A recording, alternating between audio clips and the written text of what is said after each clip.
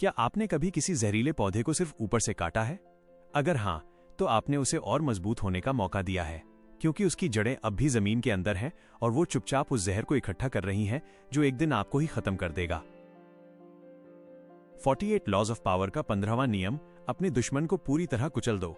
इंसानी दिमाग का एक बहुत ही खौफनाक सच है, अधूरा जख्म सिर्फ दर्द देता है, लेकिन पूरा वार उसे सोचने लायक भी नहीं छोड़ता। अगर आप किसी को सिर्फ डराकर छोड़ देते हो, तो आप उसे एक मकसद दे देते हो, आपसे बदला लेने का। दुश्मन को सिर्फ हराना काफी नहीं है, उसे मानसिक रूप से अपाहिज करना जरूरी है। उसे समाज की नजरों में इतना गिरा दो कि वो आईना देखने से भी डरे।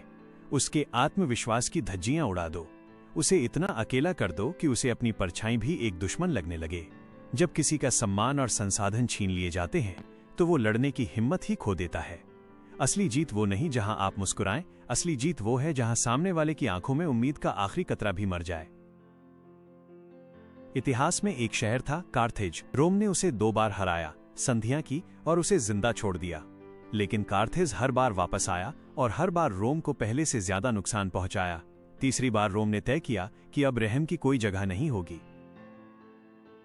रोमन सेना ने सिर्फ कार्थेज को जीता नहीं, उन्होंने उस शहर की ईंट से ईंट बजा दी।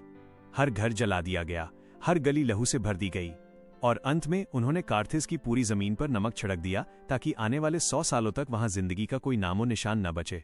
उन्होंने कार्थेज की यादों तक को इतिहास से मिटा दिया। इसे कहते हैं पूर्ण विनाश, टोटल अनाहिलेशन।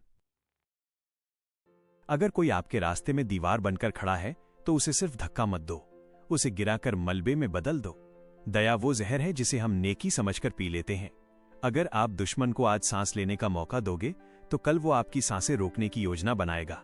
इंसान की फितरत याद रखना, दफन उसी को करो जो पूरी तरह खत्म हो चुका हो। अपनी जड़ों रूट्स को सलामत रखना है, तो उन कुल्हाड़ियों को पिघला दो जो उन्हें काटने आई थीं। रिच रूट्स पर हम फूलों की नहीं, जड़ों की बात करते हैं। अगला नियम आपको उस भीड़ से अलग कर देगा जो आपकी अहमियत नहीं जानती। गायब होना सीखोगे या भीड़ में खो जाओगे? फैसला तुम्हारा है।